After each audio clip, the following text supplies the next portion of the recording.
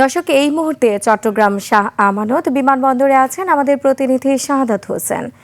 শাহাদাত, আপনি নিশ্চয়ই আমাকে শুনতে পাচ্ছেন। শাহাদাত, তারেক রহমান কি চট্টগ্রামে পৌঁছেছেন কি না, কিংবা সেখানে তাকে বরণের প্রস্তুতি ও কালকের কর্মসূচি নিয়ে আপনার কাছে সবশেষ কি তথ্য রয়েছে, বিস্তারিত আমাদের জানান।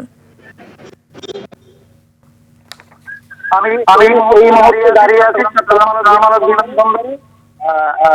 আপনি জানেন আগামীকাল 25 জানুয়ারি চট্টগ্রাম জাতীয়তাবাদী দল বিএনপির উদ্যোগে মহাসমাবেশ অনুষ্ঠিত হবে। প্রধান অতিথির বক্তব্য রাখবেন চেয়ারম্যান তারেক রহমান।